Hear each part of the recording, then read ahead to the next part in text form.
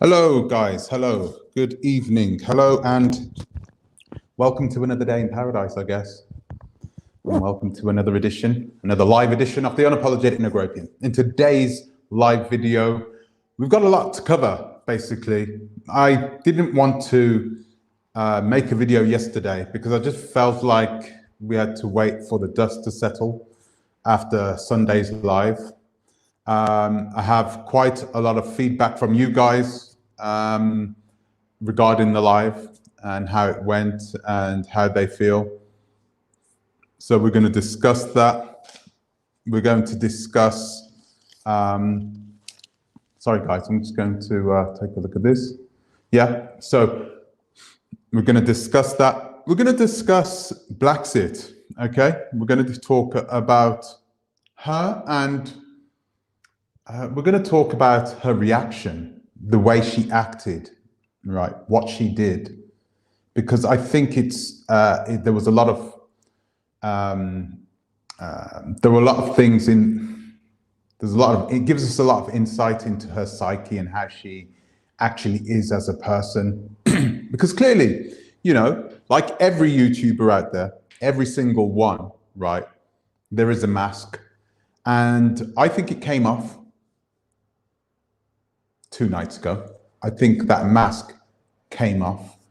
And when it came off, I think you need to, it was difficult to analyze straight away. That's why I wanted to wait a little time before I did this.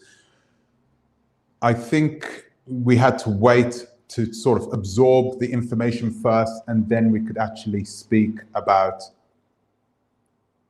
what exactly is going on inside her mind and why she is acting the way that she's acting, right?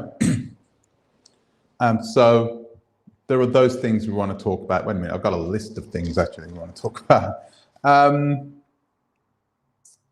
We're going to also talk about, I thought she was going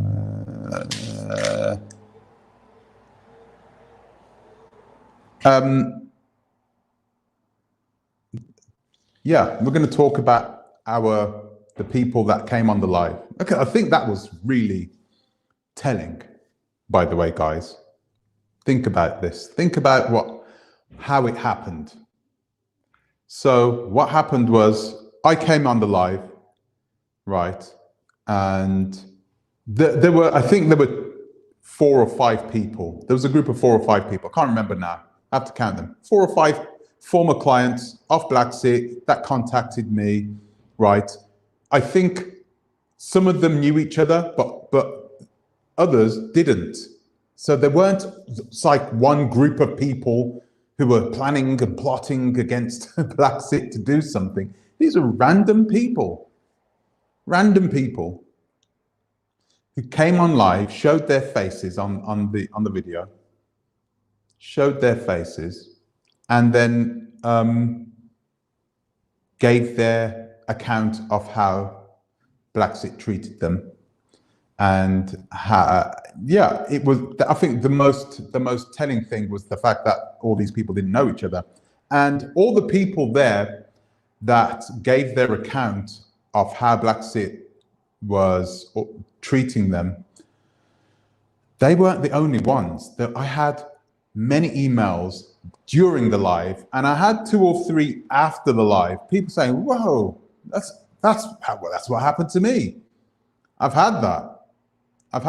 I haven't reached out to those guys. I mean, I haven't reached out to all of them today. I didn't tell them that I was doing a live. I didn't offer them on. If they want to come back on, then they can do so. They can come on again and have another chat. I know some of you guys complained about the live, that I didn't really officiate it very well. Fair enough. I don't really do lives very well, if I need to be honest with you. And I don't really like that situation. I wanted it to flow a bit. I wanted that live on Sunday to flow a bit. I wanted them to sort of officiate themselves to a degree, because it was a very passionate subject. So what I didn't want to do is start, you know, turning people's mics off and that sort of thing. I didn't want to do that. I had to do it to Blaxit at one point, because what she was doing is she was coming on, she was talking and not allowing people to talk afterwards, if you know what I mean. She did actually. She did pretty well, but you know, I wanted to make sure she had her say. I wanted to make sure she came out with everything that she wanted to speak about. And then, because I knew at some point she was just going to leave anyway, she was just going to turn off. So that was okay. That was okay. So if they come on today, if they fancy coming on today, there are going to be rules, okay? There are going to be procedures this time, which I'm going to warn you guys about before it happens. So I'm going to have everybody I'm going to give everybody 2 minutes to talk. Okay, so you're not going to have anybody rambling on for 5 minutes. That happened, okay? Even though, even if that person is saying something that is totally true, what we're not going to have is people coming on here and ranting, okay? It's going to be a bit more organized, and no one's going to shout at each other either. We're going to keep this civil, okay? I don't really even want, if I can help it, I don't want anybody coming on, but you know, it's likely there are going to be people. There are some people actually that emailed me that told me, I don't feel like we came to a solution, like nothing like solid came out of it. And I have to agree with that to a certain degree. There are things happening in the background that you may not know, but I can see why people on the outside sort of felt that there was nothing concrete that came off this live video. Hello, Pan-African A1 black man, hello. Something did come out of it, but today we're going to be more clinical. We're going to talk more about we're not going to go into specifics, clearly. We don't want to give the game away. Unfortunately, this is a game, apparently. I don't think we were playing a game, but some of the things that have been happening, quite childish. Some of the things that have been said on her live, which is kind of like, oh, goodness. It was sad. It was sad, really, because you think, you know, when you think about this, when you think about Blaxit, you think about this sort of powerful, strong woman, but well, we're going to go into that in a minute. I'm going to give you my breakdown of her life. So yeah, let's talk a little bit about her life. So her live has now been deleted. She deleted it. Why? Why would she delete a live? I mean, think about it. If you are a person who is totally innocent, right? If you are a person who is not only innocent, but people are after you in general, okay? If people are after you and you're totally innocent, then why would you delete that video for? Why? Okay, well, there are a number of reasons why I believe she deleted that video. I think one of the reasons is perhaps, and I'm guessing here, but I think maybe she is embarrassed about some of the things that she was saying herself. I think she was quite, you know, taken aback by the things that she was saying. All of a sudden, because a lot of the content that she was spewing out was just like nonsensical. It's like, you know, people are after me. Clearly, she was trying to garner some sympathy from her viewers, right? She was trying to garner it. She was also deflecting from the real subject at hand. I think she was on for 4 hours. 4 hours of deflection. I don't think she once turned around and said, hey, you know, maybe that was my mistake. You know, I'm sorry about that. You know, I could have done things better. Maybe I should have done things better. You know, we have now changed things at the Blaxit organization, You know, we've changed things. We've changed our processes. We've added more resources, these types of things. It may happen again, but it's unlikely to happen at the rate at which it happened before. So please come in. We're here, we're open, we're transparent. No one may be watching over us, but we will do our best to make sure that everyone's happy. Look, there are a lot of customers out there, they're unhappy. We're going to do everything in our power to swallow our pride, swallow our emotions for a moment, and we're going to be professional, and we're going to make sure we give these people exactly what they wanted. And we're going to make sure that they are happy. We're going to make sure that we deal with each client or former client one by one, and after we deal with them, right, they don't leave us until they either have their land or their money, one or the other. We're not going to leave them in limbo like this. That is horrible. I really did think a lot about those guys last night. I thought a lot about them, and I thought, how horrible must that be? How horrible must that be to be in that situation?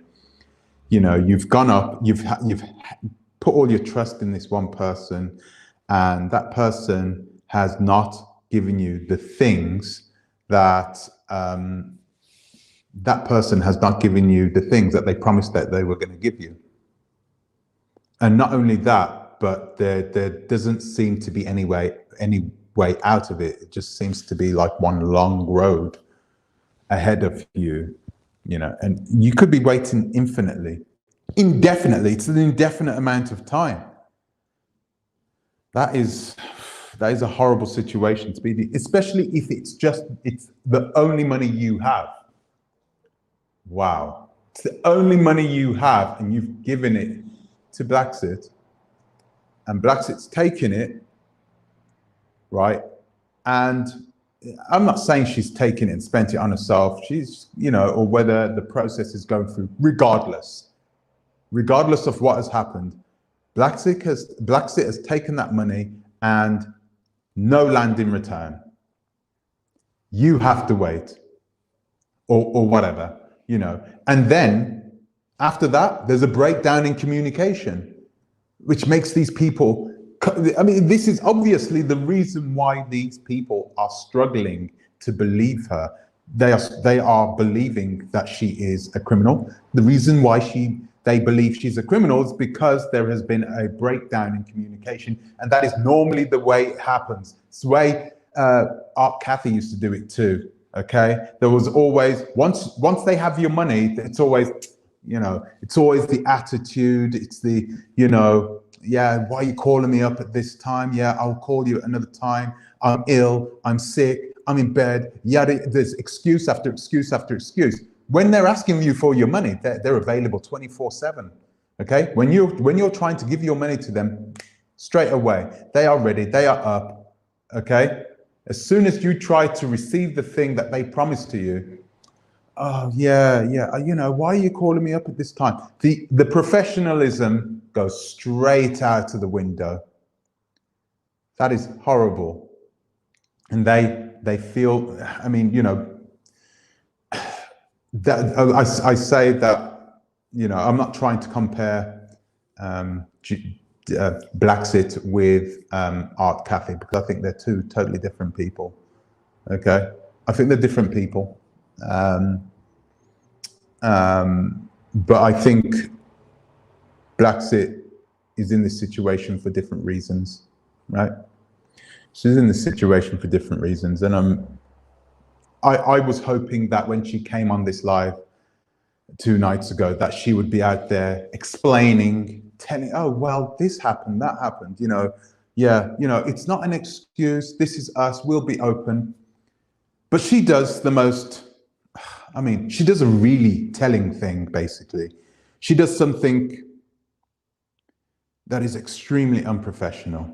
And it tells us a lot about her ethics. It tells us a lot about her moral standards, if indeed she has any. We have to question that now. How can you go online and start talking about the personal things, and just like, what do you call it? Rumors and stuff. Just you don't combat that. You don't combat clients who are there by talking about me. I mean, what are you talking about me for? What does that say to you? Right. What does it say to you when she started trying to attack me personally? When this wasn't even personal. It's not a personal thing. Okay. You've taken clients' money. You haven't given them any land. That's it. It's really that simple. They want their land. Give it to them. Why are you doing a 4-hour live explaining to people that there are people out there who have threatened you? It's so ridiculous. Come on now. Man up. Pull yourself together. Pull up your bootstraps. Organize yourself. Put more resources into getting these people what the thing that they wanted. Do that. Make them happy. That's what you should be doing. You shouldn't be thinking this is a personal vendetta against. And I don't believe, by the way, I don't believe for a moment this is a personal vendetta, right? I mean, you saw Mr. Strickland yourself. You saw Mr. Strickland, the light-skinned elder guy. Did he come across as somebody who's vindictive and angry? He waited there on the live stream. He kept his composure, waited there, didn't butt in, didn't shout, said his 2 cents. And then I think he emailed me earlier on today. No, he didn't email me today. I'm going to email him today. But he was, it's clear that this man has didn't have any ill thoughts towards Blaxit until she treated him the way that she treated him. Okay? And so, you know, this is the situation we're in now. We have people who have finished this life who still don't have any answers. Okay? All we had was, we had Blaxit come on the live and start attacking those people. And Adrian, bless him, he came on as well and stood up for his wife like he rightly should do, right? And I just think that they have a good thing going still. Now, there's still a lot of people that believe in them. A lot of people believe in them. And I think that there is passion inside both of their hearts to do the right thing in the Gambia for the Gambians and so forth. But they're like me, they're Jamaican, they're business people, right? They're like, you know, no, we're not as bad as Nigerians in terms of our business acumen, you know. They're probably the best in the world, right? But we're up there. We're up there. We're pretty good. We know our stuff. You know, they're clearly taking advantage of this situation. That's okay. If you're a business person, it is up to you. That is what capitalism is. You're capitalizing on the situation. That's fine by me, as long as both parties get to walk away from the situation and that you do the thing that you said you were going to do. Okay? I had an email come through, actually. I'm going to try and read this. First of all, I'm going to actually read some of the things that people were saying inside my comment section. I had somebody come inside there and say, oh, that's terrible what you're doing. Actually, they didn't. They emailed me today saying, you're doing a terrible thing. I can see that clearly you are trying to steal Blaxit's clients and bring them over to Oversight. How could you do that? It's clear to everybody now, and everyone can see that you have an ulterior motive. Wow, I can see you're doing this. Why would you steal her clients? How's that even possible? How do we steal clients? We don't sell land at all.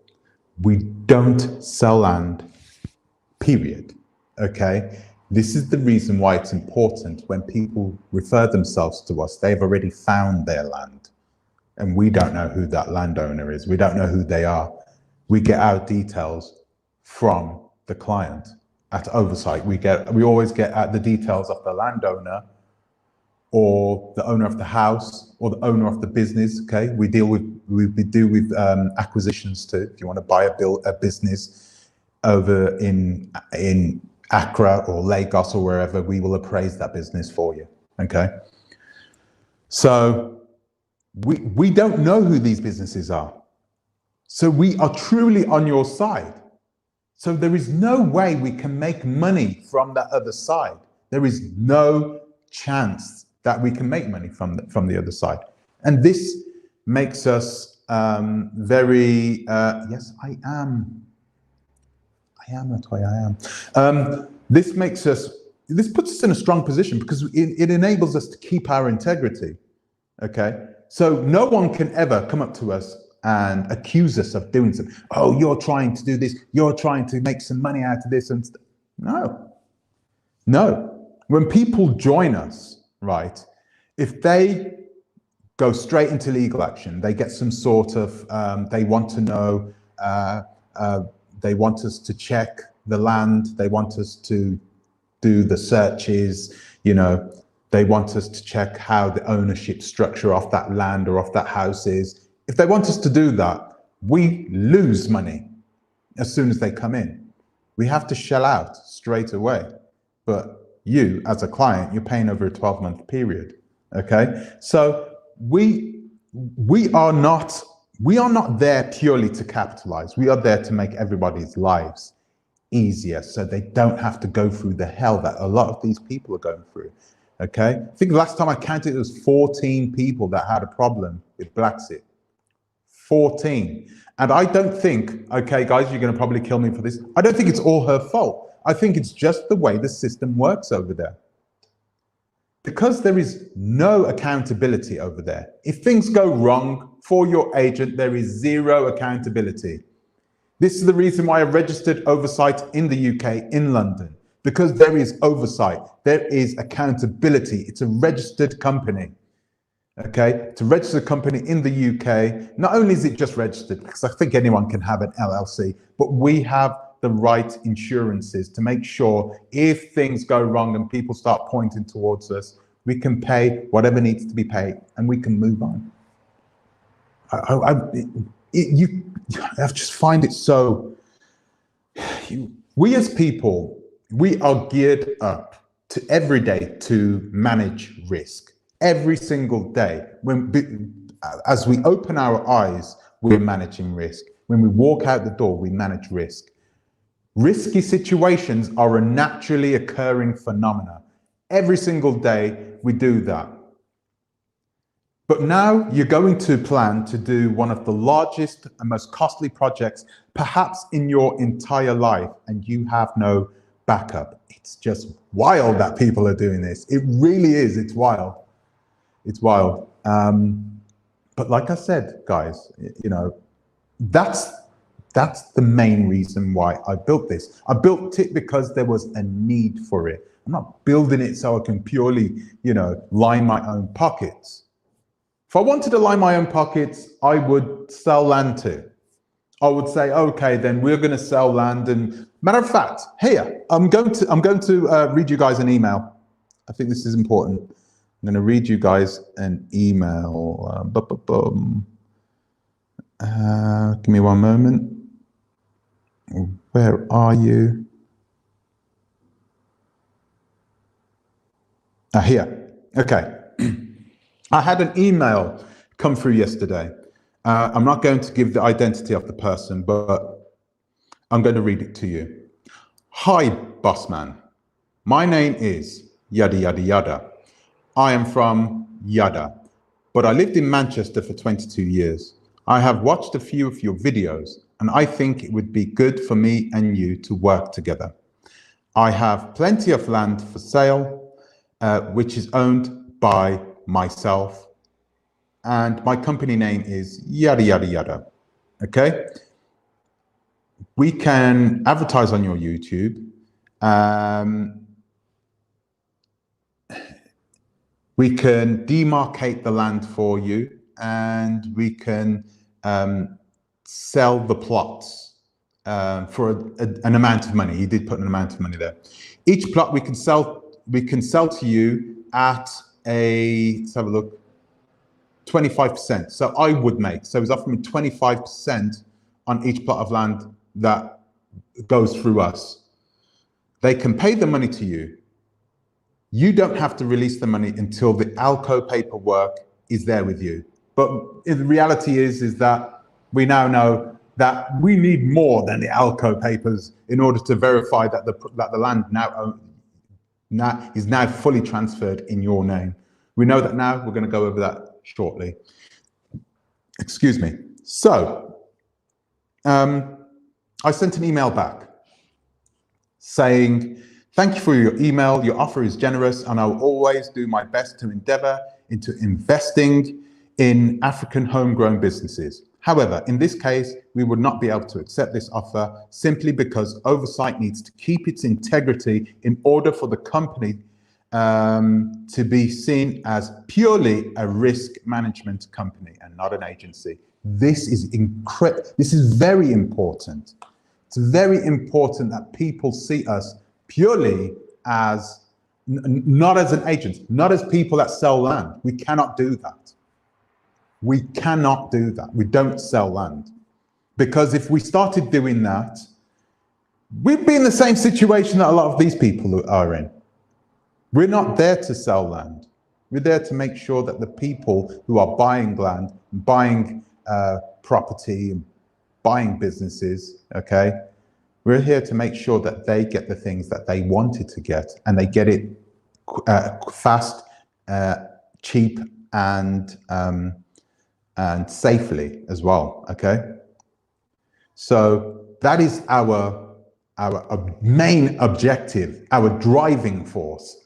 That's it. That's what we sell, right? So we cannot sell land. There is no way that me and Blaxit are competitors. We're not competitors.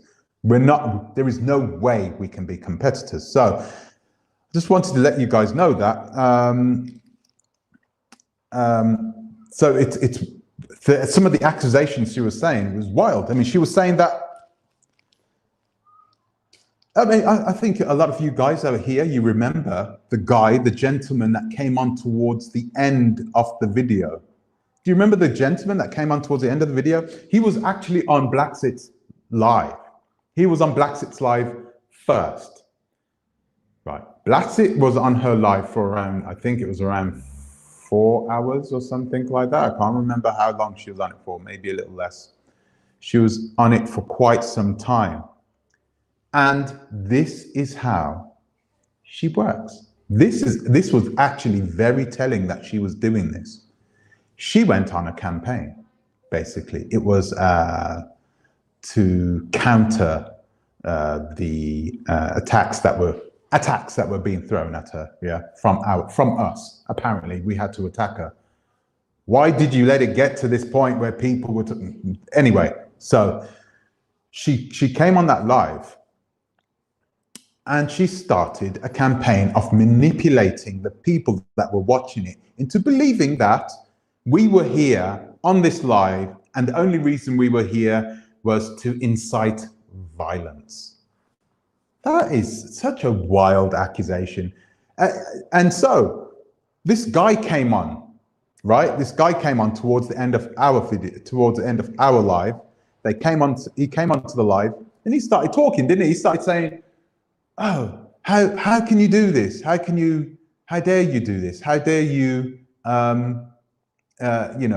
get these Gambians to go after us, diasporans?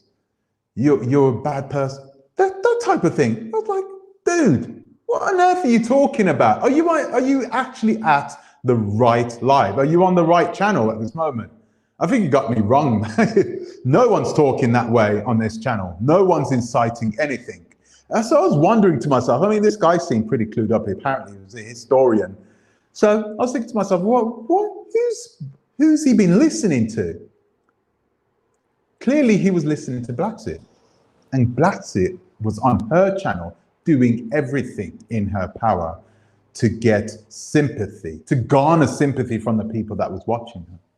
garner support, phantom support, because the stuff that she was talking about, that, the things that we were apparently attacking her about, it was completely fictitious.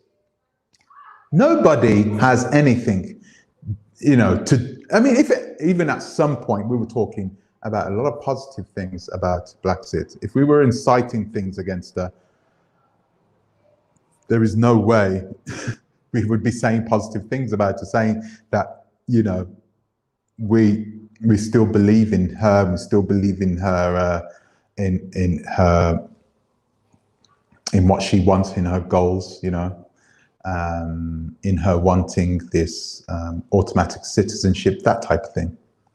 So for him to come on, right, Blaxit must have been doing everything in her power to manipulate the people. Everything in her power, which is sad. It's sad that she didn't use that same energy to actually make those genuinely disgruntled former clients of hers happy. No, she didn't do that. She chose to attack people. And she chose to attack people because she felt like she was being attacked. She didn't even feel like she was being attacked. This was a typical deflective measure from her. That's why she went on the live during my live, because she had to divert attention away from my live. She didn't want her core supporters to be tapping in onto my live and saying, yeah, what's going on? What's going on here then? What are you talking about? She didn't want any of her supporters doing any of that. So it was better for her to go on her live right there and then, divert that attention. And after I finished my live, she finished her live, she deleted her live, because there's no reason, there's nothing on her live. The whole point about her going on that live was to divert attention away for her core supporters, She doesn't want people believing or thinking that she is at best incompetent, at worst has criminal intentions. Okay, she doesn't want people thinking that. So it's a really sad situation. Really sad that we saw the true colors, right? We saw the mask come off. Okay, if she was a true professional, if she was good at her job, first of all, if she was good at her job, none of those people would have been waiting for the land. None of them. It can happen, it can happen that land can take 6, 7, 8 months for it to go through. But there is no way that she wouldn't have known this before. No way. So that's what's happening. She knows how long the process is going to take, because she can see how the ownership, the structure of the ownership of that land or whatever, how the land needs to be divvied up, how there are 5 or 6 families, who own the land, and each of them, need their piece, and that sort of thing. She would have known about. She would have known about it, and she would have known that it would have taken 6, 7, 8 months to do. But clearly, she's making money off it. We all know this. She says it herself. She's making money from it, right? So if she's making money from it, if she's making money from this land sale, she's not going to tell the owner, oh, do you know what? It's going to take 6 months to go through. Because then most people here, especially here in the West, they want things, they want it now. They don't want to wait 6, 7, 8 months for it to possibly go through. No, they don't want that. So I think that she hasn't been totally honest. She hasn't been totally honest. Thank you, Chima. Thank you, Chima Madhu. She hasn't been totally honest about with and upfront and transparent with her clients. And this is apparently the norm. she needs to, in her own eyes, she needs to weather the storm. Okay, I'll weather this storm and I'll carry on with my life. I hope they're okay. They'll have to wait a while, you know. Yeah, could have told them, but yeah, then I wouldn't have sold it and gotten my 1,000 euros or whatever you're getting. It's that wild, really. It is that wild. Let's carry on. She is unprofessional in her demeanor, in everything she did yesterday, day before. Everything she did screams at me and tells me this is not a professional person. This is not the type of person who's going to own up to liability. Definitely not.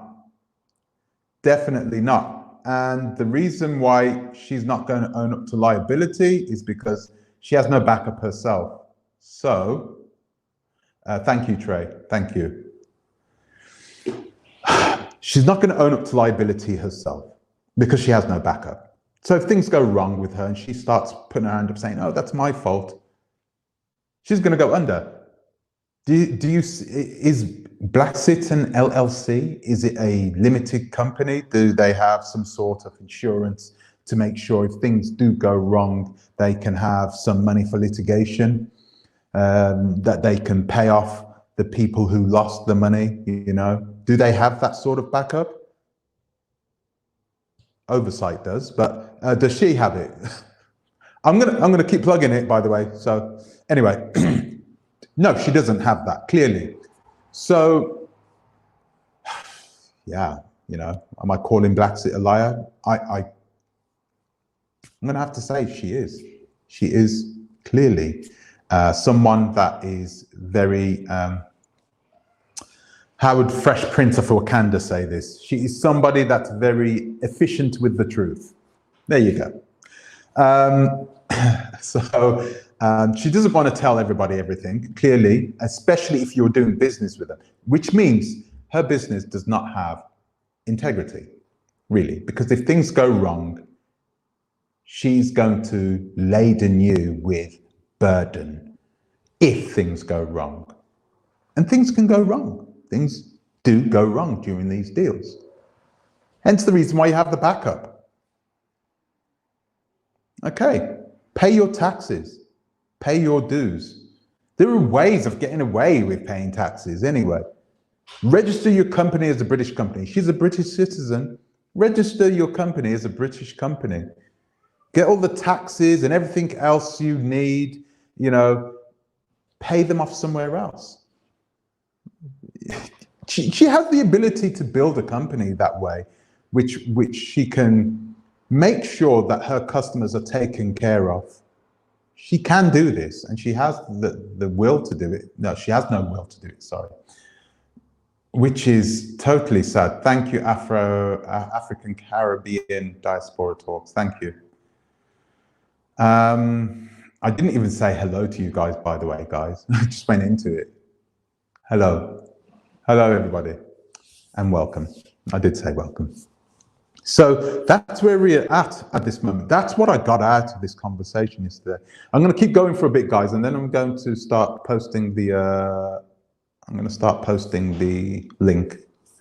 So if you want to join in, please feel free. I know there are some of you out there that have your opinions. Some of you out there will be supporting her. That's okay. That's fine.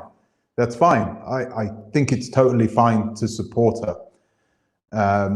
Let's just put it this way, and I'm not saying she's the worst of two evils. She's the best of two evils, but she is nowhere near as bad as SC. You know who I'm talking about. Another British Caribbean lady, SC. She calls herself a lawyer, but she's fake. She's not a real lawyer.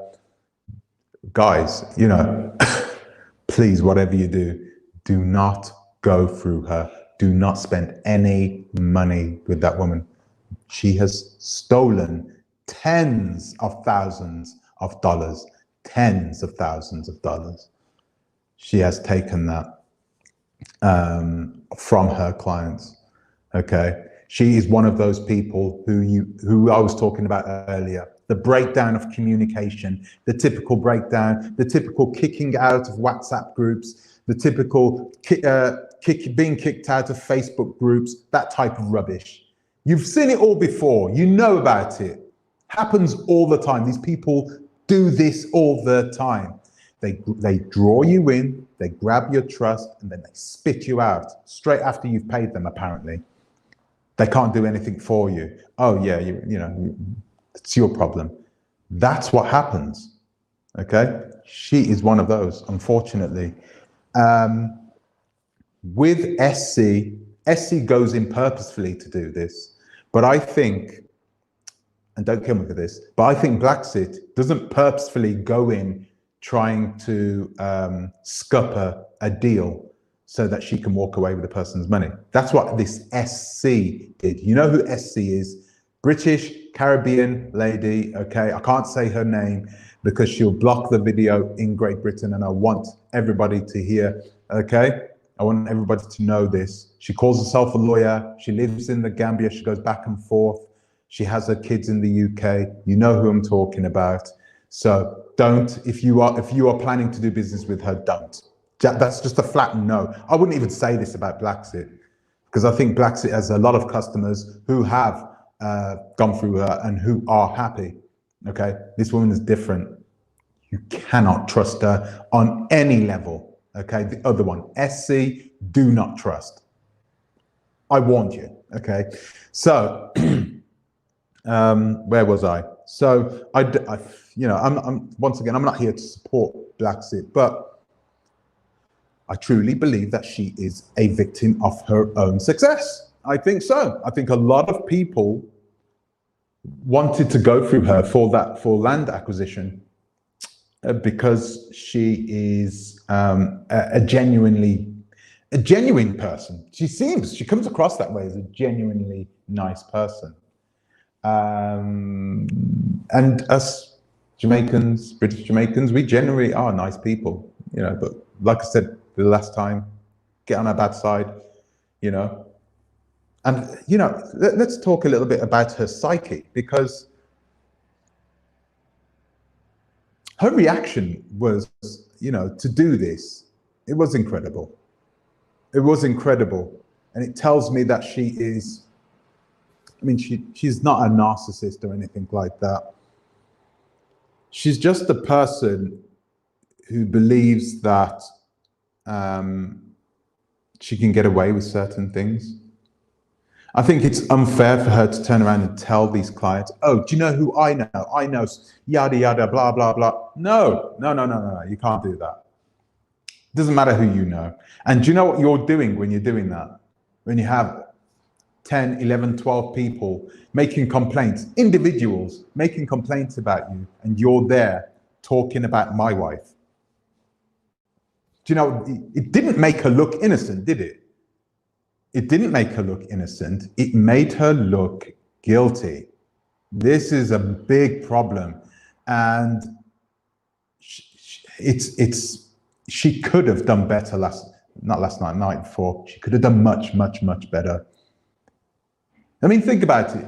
All you guys there, if she would have come on this live and put up her hand and said, guys, I need to humbly apologize for what has happened, and you know, I know talk is cheap, but I want you to give me another chance to rectify this problem. Okay, I did.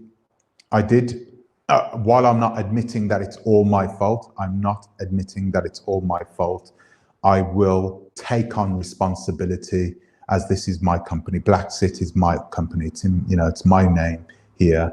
I want to keep my integrity, and I want to make sure that you guys walk away from me with what you came for. You may not be happy, you may not want to do business with me again, but I will get you the thing that you came in for, and that was your land, and I'll speed up the process. I will do whatever. I will continue to communicate with you guys. I'll have dialogue with you. You know, I'm not going to come in and, if she would have come out and said that, you guys would have been like, okay, fair enough. That's good. That fair play. I respect that. Who doesn't respect that? Who does not respect somebody coming out and exposing themselves, okay? Showing their soft white underbelly. That is something which is amazing. I can give someone a massive amounts of respect when they do that. But when you come out and you do the things that she does, when you come out and you start calling people names, you start lying, you start pointing at other people. It wasn't my fault. What did that make her look like? She did nothing for herself, nothing good for herself on Sunday. Absolutely nothing. It's so sad because I genuinely like her. And that is a horrible thing to say, but it's the truth. And we saw that for our own two eyes. I mean, I don't even have to try and bring you round to that one. Clearly, she's unable to handle the criticism, right? She can't handle criticism. If anyone says anything bad about her, boom, that's it. You're in a bad books, end of story. That's it. So this is not typical. I think this is just a person who needs her ego to be constantly stroked. She not as bad as Shakina Sinead. Shouldn't have said that name. Not as bad as her, but I think definitely she needs her ego stroked, for sure. For sure. Which is a sad thing to say. It's a really unfortunate thing for me to hear that, you know, because I didn't think she was that way. Does she have control over her emotions? I had somebody come in and tell me, yeah, you know what, she has a mental, that person is in the chat actually. They were saying that this person has some sort of mental problem, but I genuinely don't believe that. Blaxit is firing on all cylinders. She knows exactly what she's doing. She's extremely intelligent, okay? She's not stupid. She runs the show, okay?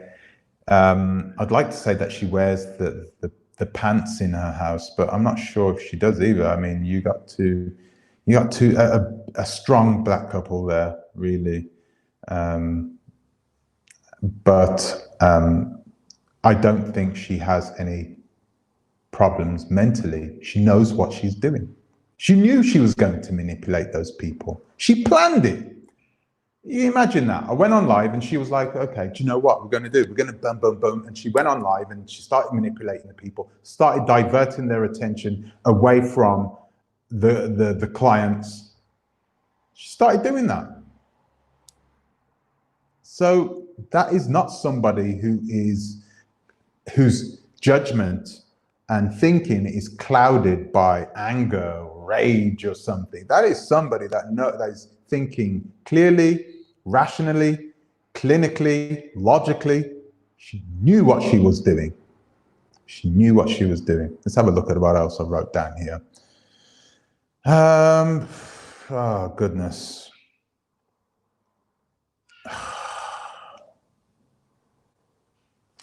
Guys, I wanted to talk also a little bit about why she took things personally. I think she genuinely took what happened to her personally. And that shouts out at me once again that she is not. That, first of all, it shouts out at me that her company is not really a genuine entity. She doesn't know that, you know, she doesn't know that the company has no strength, it has no backbone. So when her company is criticized, she believes that it's her that's being criticized.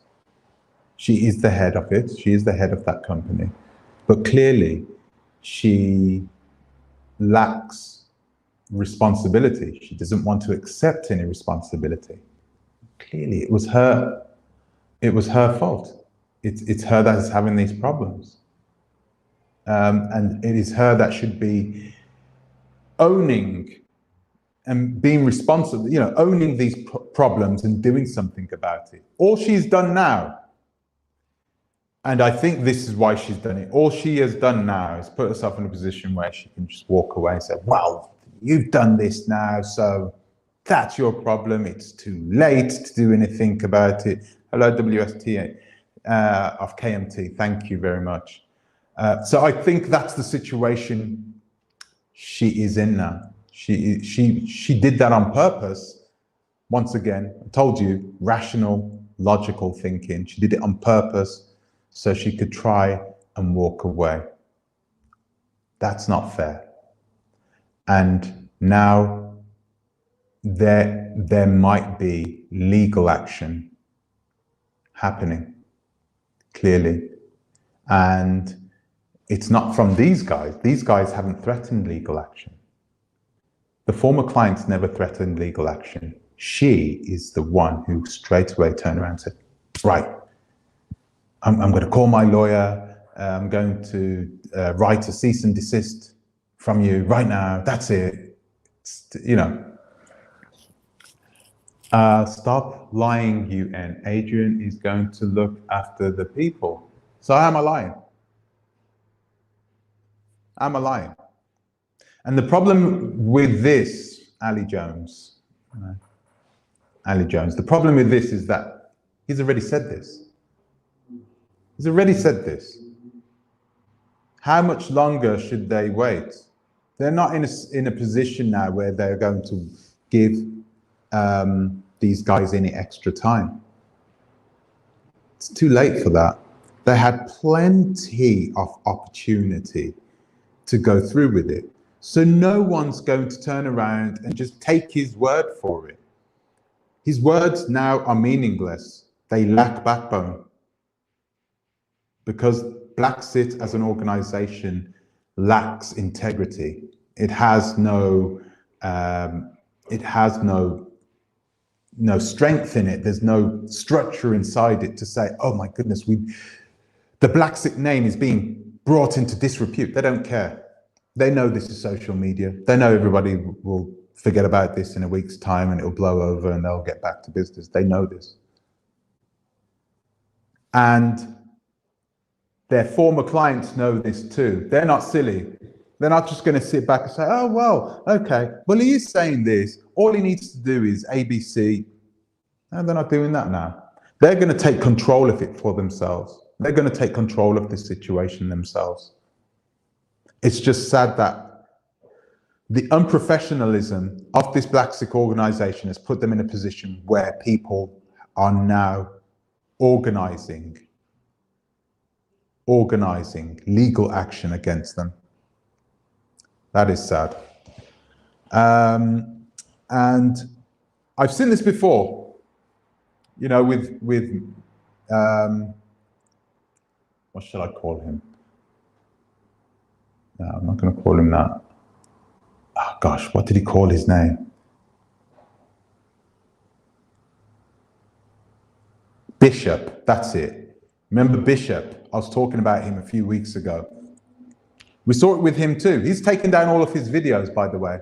So all of those Bishop videos, and this is why I'm calling him Bishop, I'm not calling him by his real name. All of those Bishop videos have been taken down by YouTube now. And that's because I mentioned his name, which is the reason why I'm not mentioning Thingy's name, Blaxit's name, okay? That's why I keep calling it Blaxit. I'm not calling her by her name. So we've seen it with, like I said before, we've seen it with him before. We've seen people put themselves in a position where they thought they could,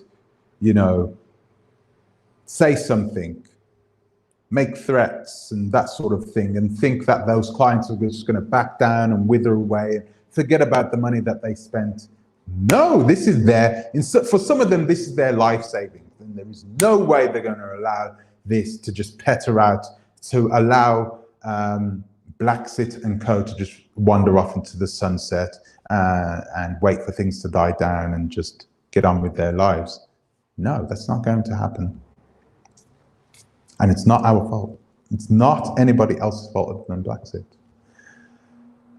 I'm going to invite some guests, guys. And like I said before, guys, remember at the beginning, I said this at the beginning. So guys, if you want to if you want to come on, you want someone to say something, we're not going to talk over each other anymore. Okay, so we're not going to talk over each other. We're going to allow people to talk. Not everyone's welcome, you know that. So I don't. Wow. So I don't care who you marry, but don't when you have a white wife. You cannot be on. Let's have a look on. You cannot be on YouTube tearing down another black woman. You see, this is it. Are you guys reading this? Wait there, I'm going to put this up so you guys can see this. Deflection. This is, I'm not even sure who this is. I've never seen this one. Wow before. So it's someone with a fake account coming on, once again, trying to deflect from the issue. Blaxit has taken the money, but has not given the land. We want the money or the land. This is not going to get clouded by, we're not going to muddy the waters here. No one's going to muddy the waters by talking about Pan-Africanism, black women, and what, none of that. That's not going to happen today. Sorry. All right? Just to let you know. So we're staying on course, and we're going to make sure that those people will hopefully find a solution. Find a solution, right? And that this problem gets resolved, because they're the ones that's losing out. They are the ones that are losing out at this present moment. I said this in the last live. Time is finite. Okay, we're not going to live forever. So if people are now, and you saw most of those people that you saw speaking, they were in their 50s or 60s. They're at the time of their lives where they just want to go back and settle. They want to go back home. They want to enjoy their lives. They want to bathe themselves in blackness. They want to explore this beautiful continent. They want to just walk outside. I know there's Jamaicans even going back. And they know how expensive land is in Jamaica, which is messed up now. Because we've had all these Americans coming over. And I don't mean African Americans. I mean European Americans coming over to Jamaica, buying up all our land. Same thing is happening there. In a country which is perhaps a little larger than the Gambia. Tiny country. So yeah, I'm just hoping that they will come out with some solution. I'm going to read the rest of this weather. I'm going to read some of your comments, by the way, guys. That's where I'm going to go.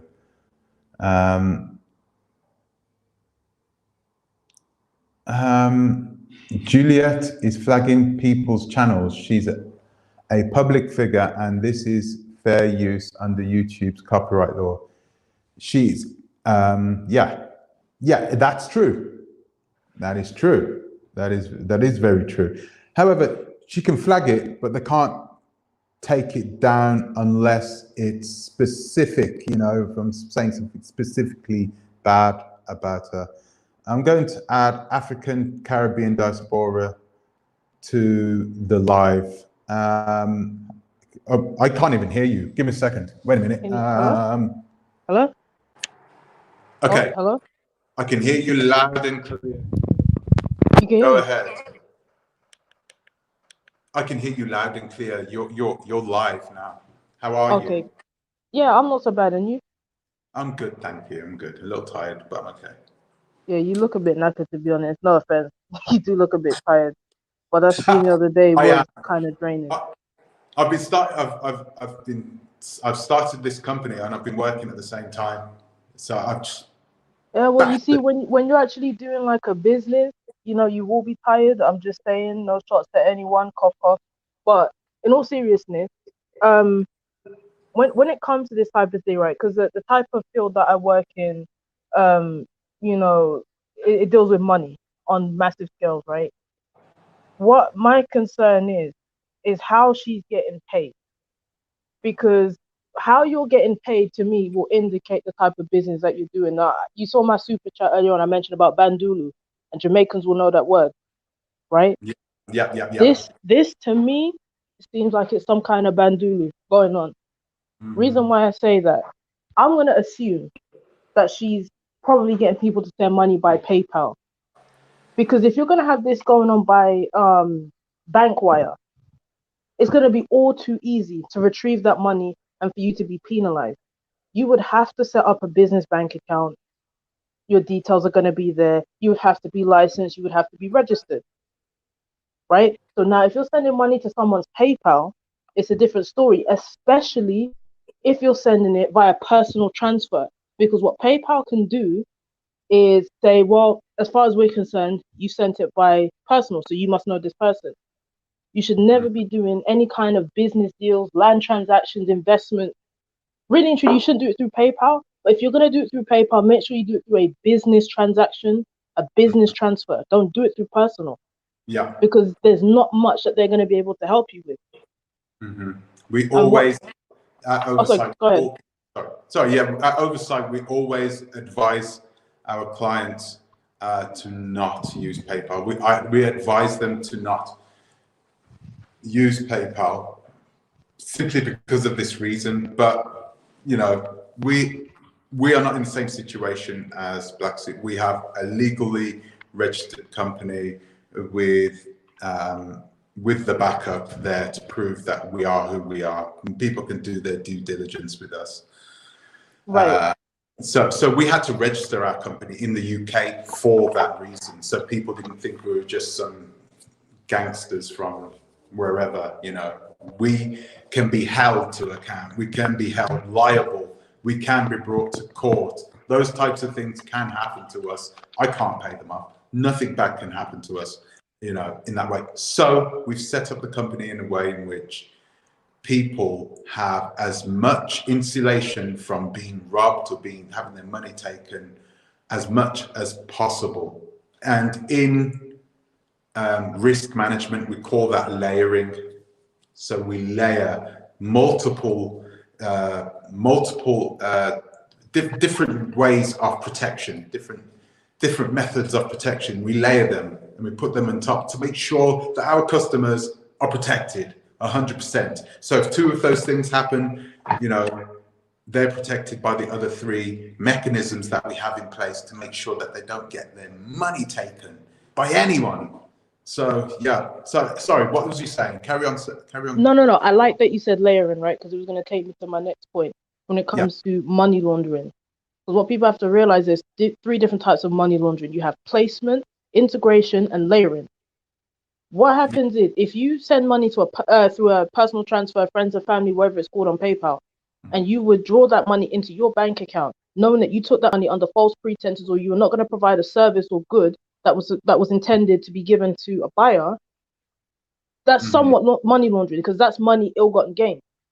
The problem happens now is, let's say if PayPal were to try and retrieve that money, you could have withdrawn that money from the account by then, right? And you go and spend that money on whatever you want to spend it on. And if you look at, I think it's integration laundering. A lot of the time when you know big figures are laundering money, they put money into things such as real estate, luxury vehicles, jewelry, art. You can't get that money back. Once the money is reintegrated into the economy, there's no way of tracing it, right? If you laundered me £500,000, what am I going to do? Keep it in one bank account? Of course not. I'm going to withdraw it and I'm going to spend it. So you cannot trace the money back. So when they come to me, I say, well, I don't have the money. I don't have the cash. Now it's up to you to prove that these assets that I have here was bought by that ill-gotten gains cash. Exactly. People, you have to be really careful with your money. And you really do. Exactly. And the thing is, though, It's respect. It's self-respect. Okay. Anybody that goes out there and sends money without doing their due diligence, sends money to any YouTuber or anyone they don't know, or any business that they haven't done a little bit of research about, just make sure that they are a genuine business, that they do the things that they say that they're going to do. Anyone, check whether they have any clients who have had any bad issues with them.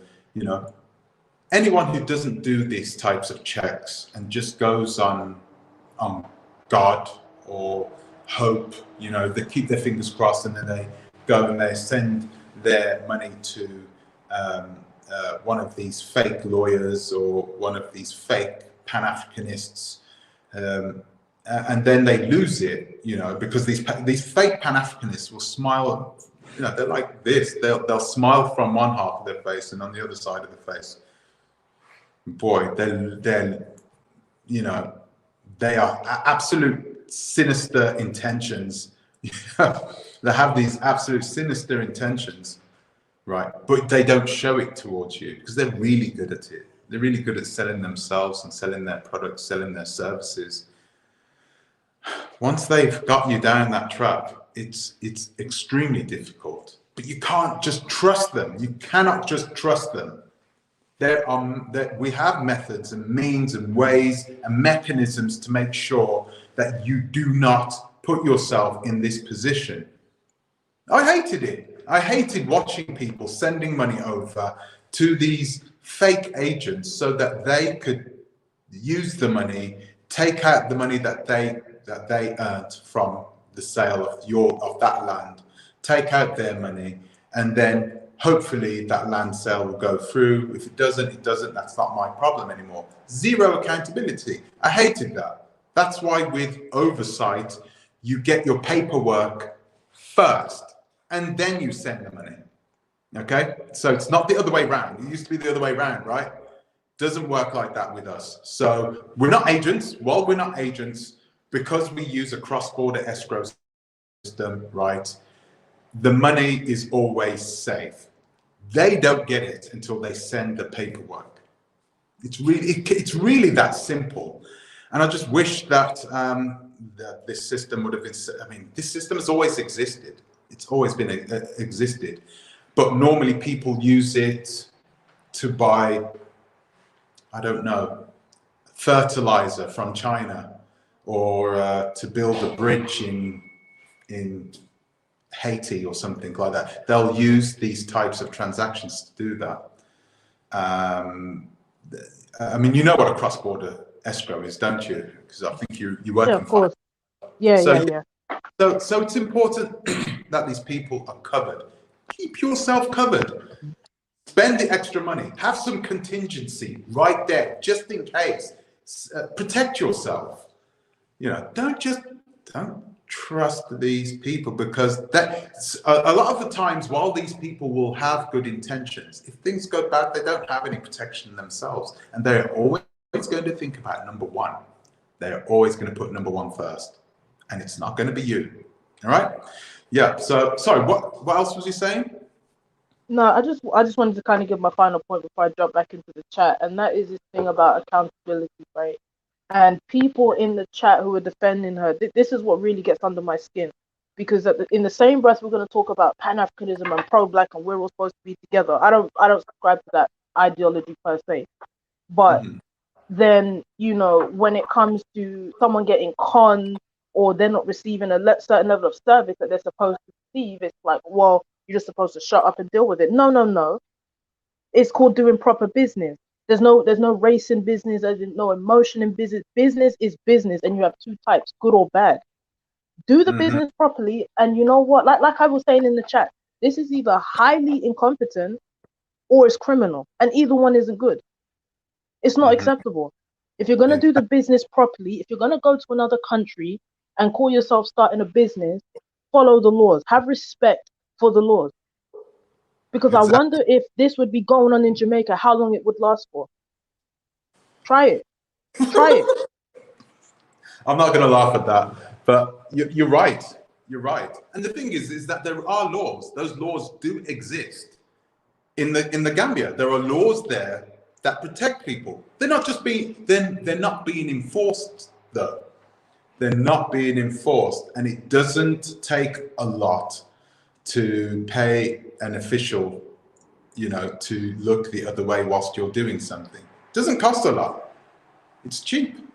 They are cheap, you know. You got a policeman that comes to you. No, I'm not even going to tell you that. But if you, it doesn't cost a lot in order to buy your freedom in the Gambia. This is why they are all in the Gambia in the first place. That's why they call themselves princes and kings, and you know, they're giving themselves these titles. And the reason why they're giving themselves these titles is because they feel that way. They feel that they have some sort of they have absolute immunity from the law. Do whatever they want, and there's nothing you can do to stop me. It's really sad, but like I said, there is hope. There is hope there, and I'm hoping, you know, to get as many people on board with me to make sure that this doesn't happen. And I want to make sure that they get the best legal services. We have the best, not the best, but we have very good lawyers who are uncorruptible. I think everyone's corruptible, but I like using that word sometimes because there's no way that these people will turn against me, because I've known them for a very long time, since before I was even on YouTube. So I'm very happy about this, very, very happy, and just hoping that, I mean, and also guys, just to let you know, the Oversight YouTube channel will be up very soon. And on that channel, we will give you all this information, and it is completely free. Just watch it and take the information in. You may not even need to take our services. All you have to do is follow these guidelines and rules to making sure that you purchase your land. When you purchase your land in Africa, you don't have the problems that these former clients of Blaxits are having. Okay. You don't have to, but clearly if you want somebody on board with you who is accountable, insured, and absolutely willing to do whatever that needs to be done to make sure that you get your property or your real estate as fast and as safe and as fast, safe, and as secure as possible, then please, you know, let us know. Bo Diddley. Yeah. Hey, let me just say this before I say anything further, right? I'm not really casting judgment on what's going on over there, because I haven't really followed her, and a lot of this stuff to me is entertainment too, right? So I'm not accusing her of being something, I'm not defending her, right? But what I want to say is, when you look at this stuff, right, it's almost like a tested, tried method, right? When you look at affinity frauds, and I'm not accusing her of being an affinity fraud, right? But the victims that fall victim to these type of things, it's the same pattern of behavior, right? When you come into these situations from an emotional standpoint, and this is the thing, when you get hotep hustlers, right, that's using Africa as their marketing strategy, is that they're appealing to your emotions, right? So all common sense goes out the window with a lot of these people. And you as a victim, right, you aren't bigger than the mission. So what you see is a lot of people, they see the victims, they know what's going on, right? But they're so caught up in the overall mission statement of rebuilding Africa and we can't tear down another black person, that at the end of the day, if you look at it, people will sacrifice you and really don't care. You know what I'm saying? Because the vision, because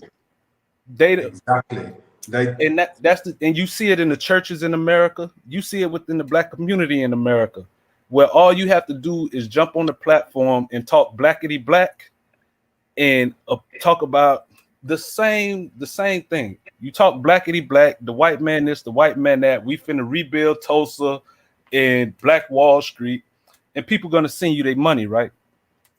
And when the people who sent you their money, 9 times out of 10, if you look at all of them, they have no qualifications. You know what I'm saying? Nobody in their right mind with any type of investment that's investment history or that's savvy. Salesman. They're snake oil salesmen. And not even necessarily snake oil salesmen. They're hustlers, right? So I respect it to a certain extent, right? Okay, you trying to hustle, capitalism, you doing what you're doing, right? So I think more incompetence than scammers in a lot of these issues, right? But the thing is, once you get your money involved in it, it's like you almost at the mercy of the gods, so to speak. You know what I mean? Exactly. And people aren't gonna sympathize with you, because by them sympathizing with you, it affects the overall mission. You know what I'm saying? It becomes a threat to the mission. And you see all the good things that she's doing over there, that's Blaxits doing over there. And in some regards, you got to look at it kind of like growing pains. So that first wave of investors or clients that got in before she really maybe got her footing and understood the system, you may just have to take this one for the team. You may just have to take this one for the team until she figured out and get it together. But I think the lesson to be learned, right, is that when we're talking about business and investment, you don't invest with your heart. You don't invest off of emotions. Exactly. You invest about money and because it's business, because it makes business sense. And I think that's where people get caught up. And that's the reason why you in a precarious situation, right? Because knowing your history, right? And you know, like I say, all this entertainment to me, right? I don't get caught up in it and take it personally, right? So I look at some of your videos and I'd be like, yeah, he just, you know what I'm saying? I'm not gonna take that serious. And then other ones, it's like, oh, okay, what's going on here? What's this other person, this victim, talking about? And so people gonna use you as that to automatically just deflect from whatever you're talking about. So you see other people coming on talking about the situation, right? But they won't say nothing about the actual victims' arguments and what the actual victims are accusing or even saying. Like, they'll do a whole hour live stream and won't say nothing about what the victim said. And the whole show is about the unapologetic Negro.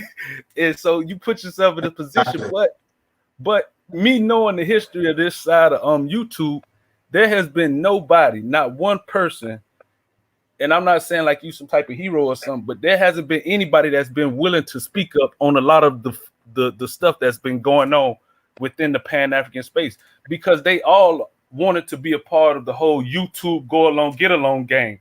So you'll watch people doing stuff that doesn't make sense, that looks shady, but it's like, oh, we just need to stick together and be unity and not air our business out into the streets. And then you just get it where you have a bunch of victims that don't have an outlet to get their message out. Exactly. That's exactly my point.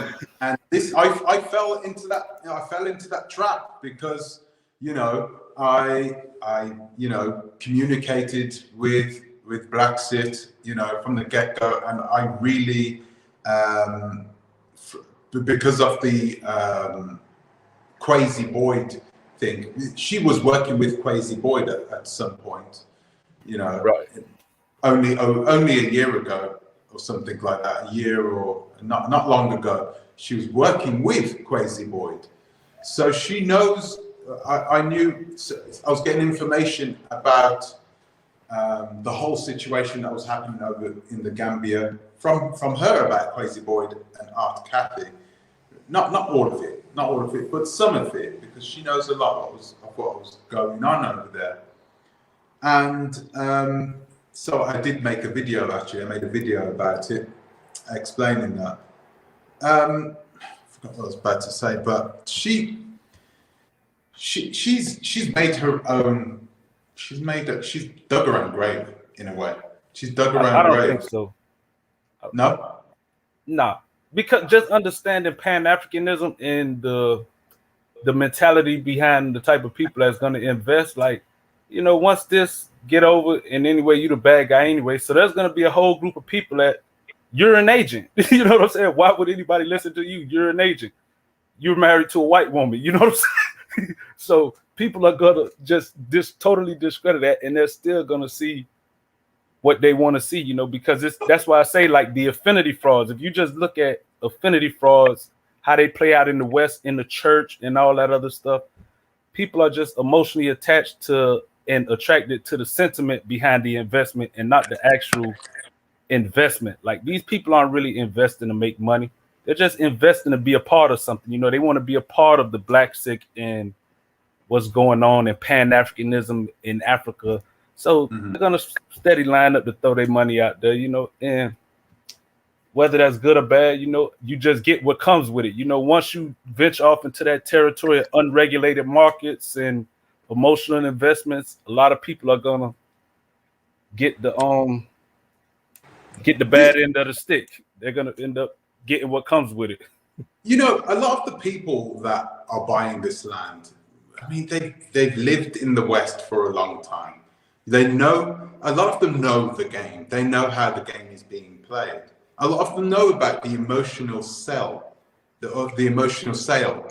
You know, let's get their emotions involved in it, and they'll start throwing their money. Everyone, why don't they know about it? Why don't they see it for what it is?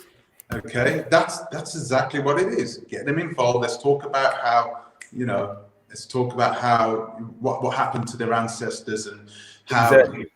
Yeah, I've got the solution to all this. I've got some exactly. You got to hurry up and leave America, and so it's wild. It doesn't matter. You could tell people straight to their face there is a good chance that you could get scammed, and they'll still go ahead and do it. It's like, okay, well, it's your money, but I think it's a. I think, like I say, man, and I'm gonna end right here and get off. With a lot of these people are good people, right? Good-hearted, trustworthy people, right? And they believe in the bigger cause, you know. So they're not coming at it from the perspective of a business-minded person. They're not looking at it as a business. As much as they say they want to rebuild Africa and all this other hotep babble, the reality is they just want to come somewhere where they can feel accepted and be a part of something. You know what I'm saying? And a lot of these different YouTubers or groups or whatever, and not even just to narrow it down to Blaxit, they see that in that. It's not the investment. They see they can come somewhere and be a part of a community of people doing something. And I use this word loosely, right? But it's almost like a cult-like mentality of followers that fall victim to this type of stuff. Or the average rational person in America is not gonna send their money. You know what I'm saying? Just send their money to Africa because they watch somebody on YouTube. So you're dealing with a select group of people who, you know, it's your target audience. You know what I'm saying? Is a highly emotional, probably low. I don't want to say low IQ because that would mean they're unintelligent.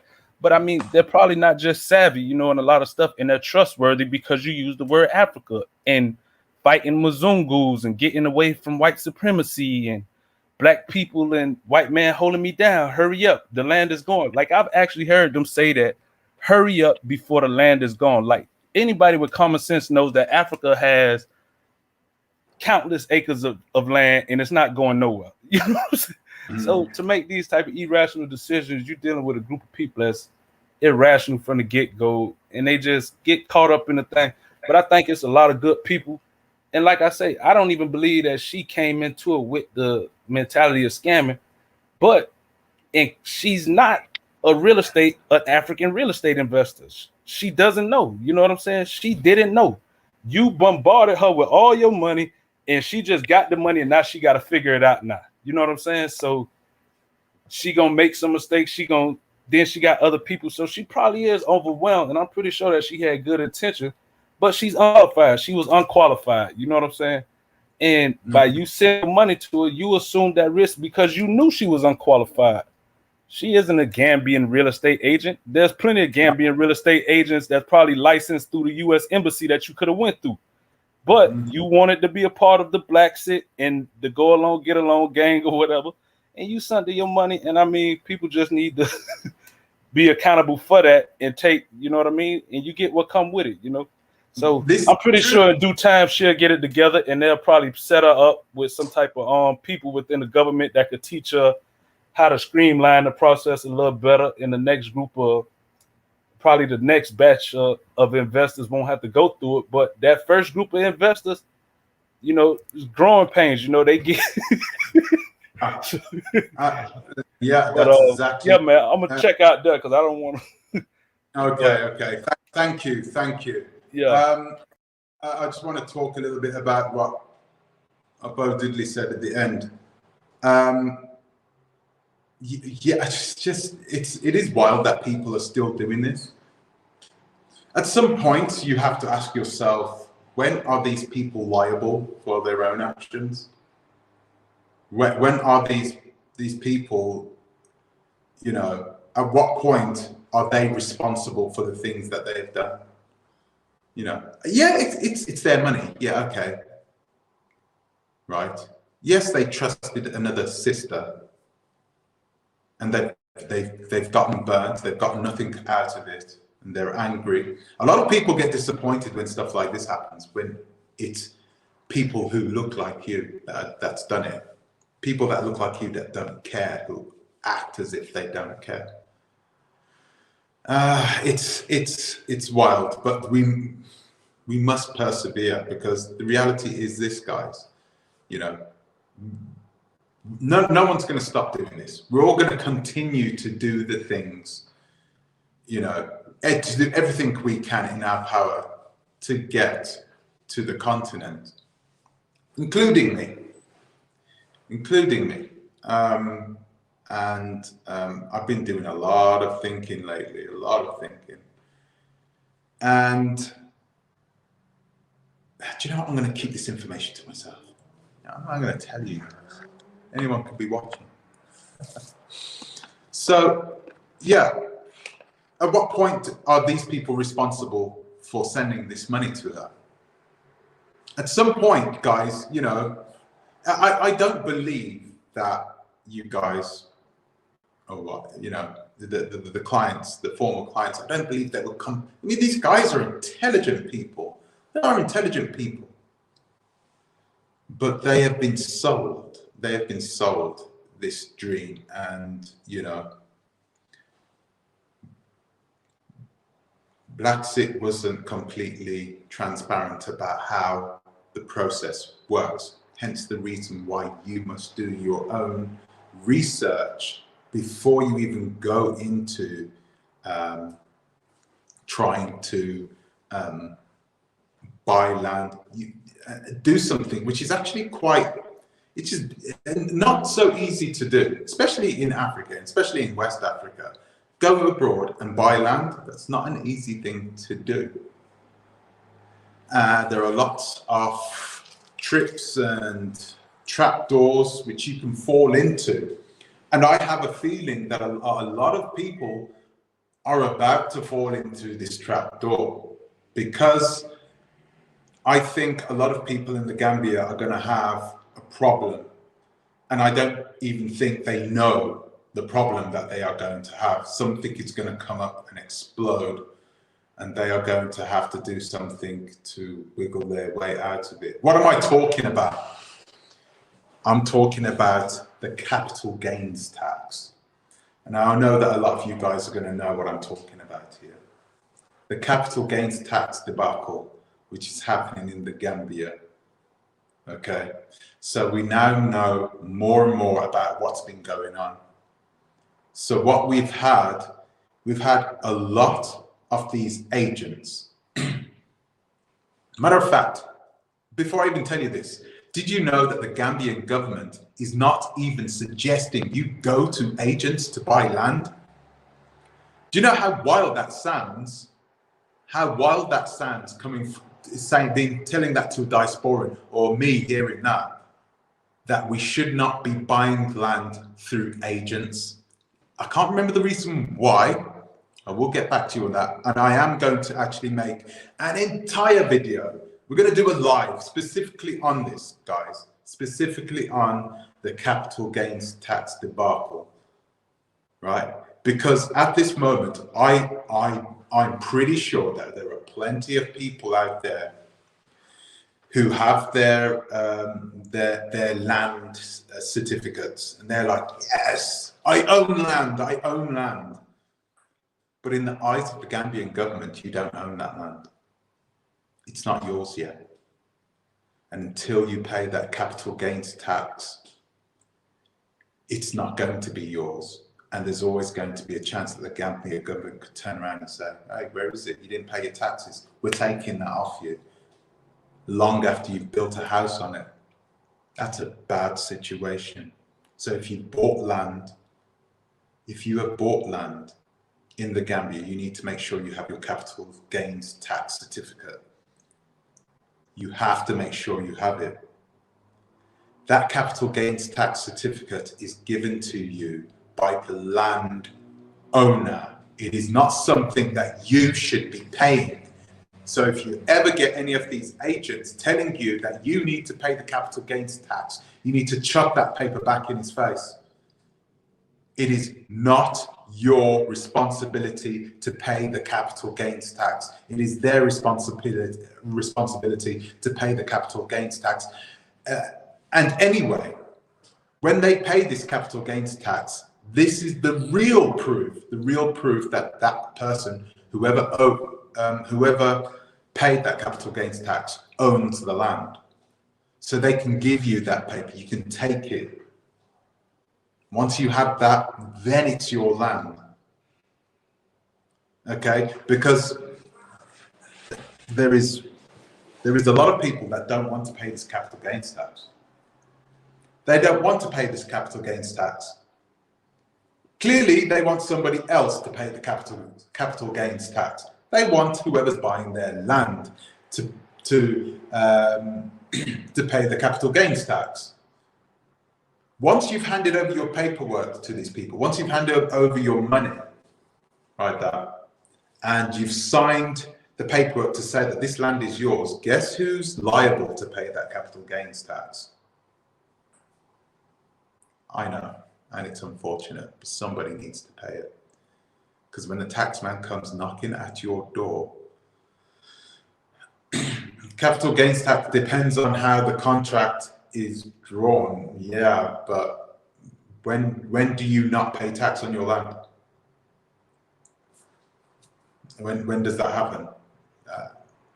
From what I know, and I am not a real estate agent in the Gambia, by the way, guys, but from what I know, you always pay capital gains tax when you sell your property in the Gambia. So if you have made a significant amount of money on the selling of your house, you need to pay tax to the government, just like you would do in America or here in Europe. You would have to pay money to the government. It's just the way it is.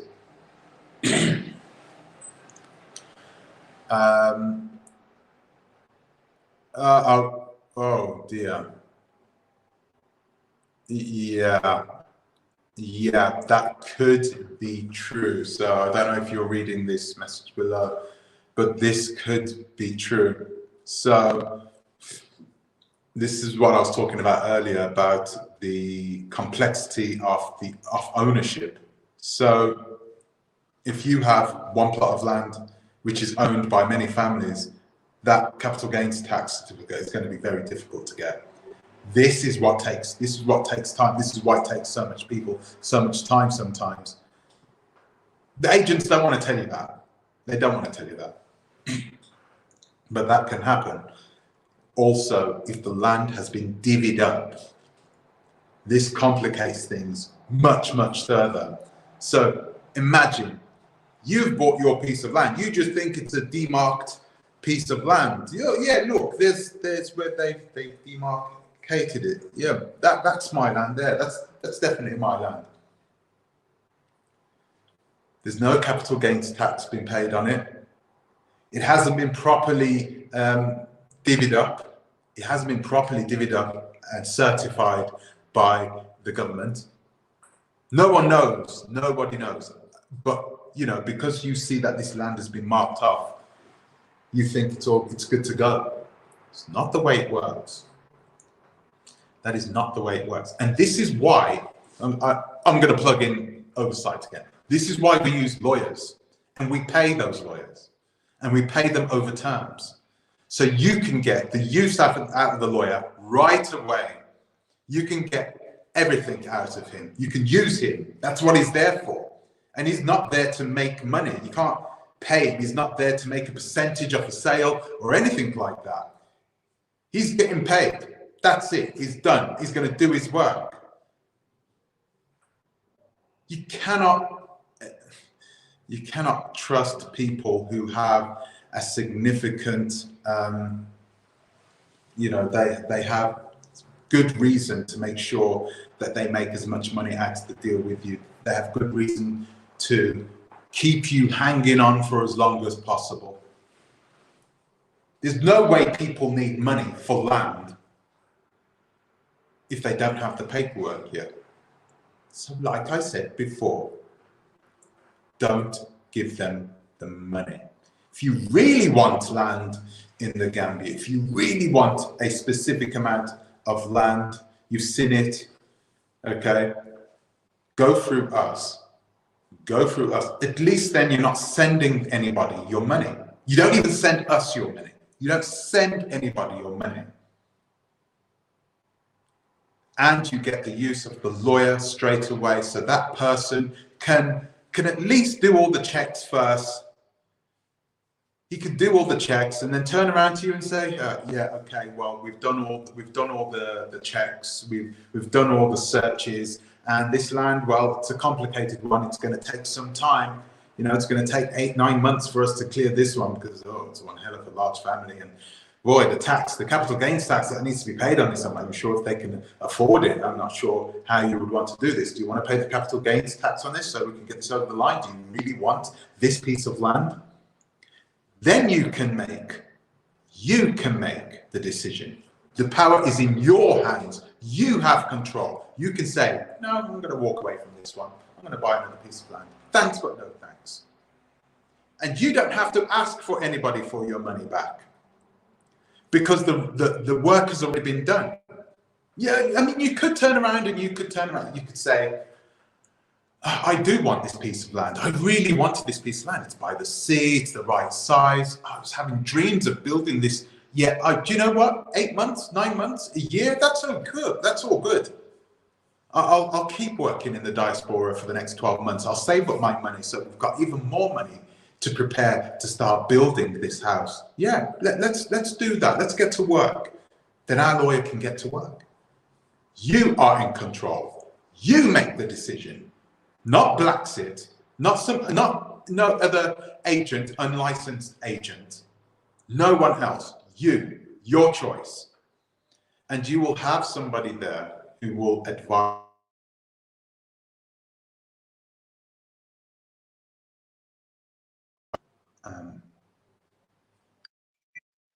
Sorry about that.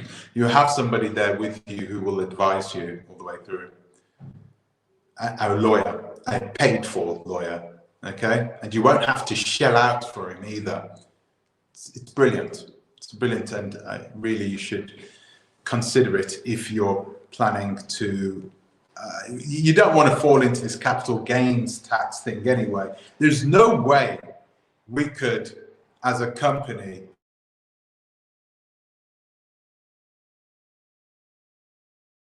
land without us getting all the paperwork back first, and that includes the capital gains tax. I mean, that can even be negotiated, right? That can be negotiated. So let's say that the person who owns land doesn't have the money to pay the capital gains tax.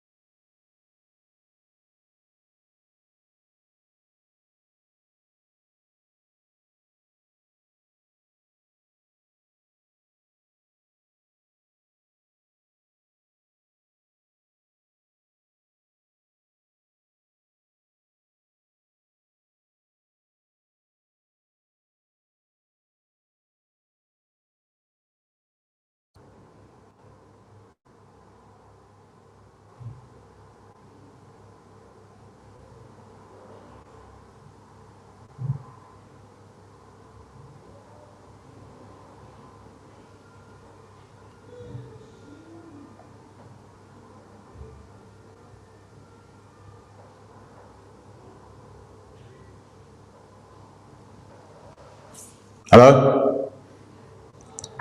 Oh, yeah. You have sound. You can hear me. Hey. I hear background. I hope not. You can hear music. Oh, that's because I was singing. Okay. Oh, no, it wasn't the ancestors. Technical glitch. Who knows? Who knows? Maybe that's my that's a sign for me to end this. Oh, but anyway, I've just had people arrive anyway, so I'm going to sort of start wrapping it up here. But guys,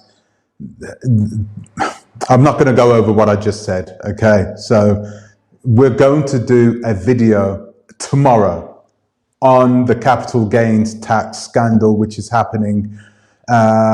If any of you guys have bought land in the Gambia, you need to check your capital gains tax certificates. Make sure they are genuine. Make sure you have it at all. It's important that you have it. Ask Tonya Metoya, Cisse. Ask her. She'll tell you. It's important that you have your capital gains tax certificate. If you don't have it, you don't own the land. It doesn't belong to you, and you will have to pay it. Okay? A lot of agents don't want to tell you that you have to pay it. They don't want to have to tell you that, because the reality is you shouldn't have to pay it. It should always be. And do you know what some agents are doing? Some agents are paying. They're not paying the capital gains tax. They're pocketing it for themselves. Boy, oh boy, oh boy, these people. Guys, tomorrow, capital gains tax.